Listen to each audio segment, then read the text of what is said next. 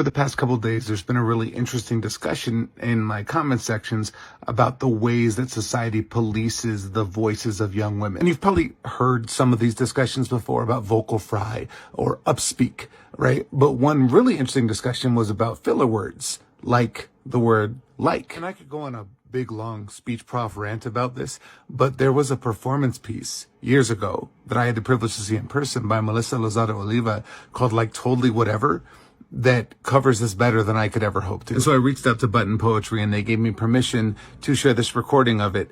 And it sums up everything better than I could ever hope to do. So enjoy. Like Totally Whatever, after Taylor Molly. In case you haven't realized, it has somehow become necessary for old white men to tell me how to speak.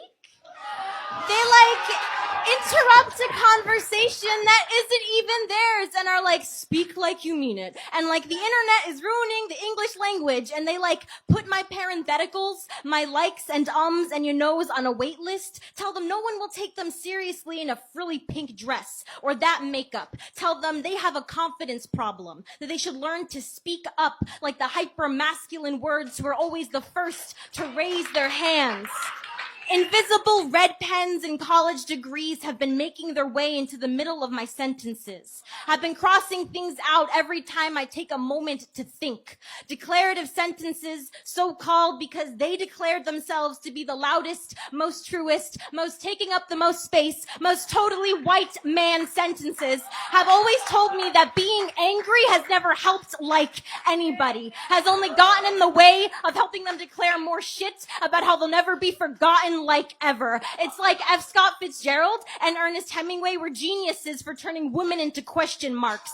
It's like rapes happen all the time on campuses, but as soon as John Krakauer writes about it, suddenly it's like innovative nonfiction and not like something girls are making up for attention.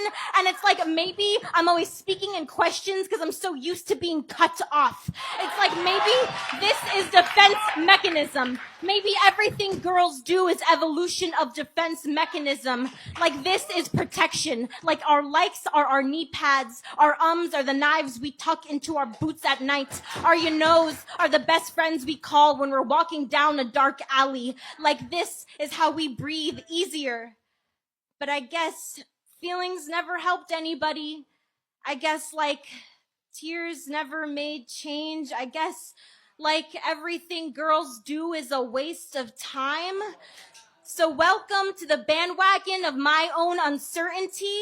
Watch as I stick flowers in your punctuation mark guns, because you can't just challenge authority. You gotta take it to the mall too. Teach it to do the bend and snap, paint its nails, braid its hair, tell it looks really good today. And in that moment, before you murder it with all of the poison in your softness, you let it know that this moment is me using my voice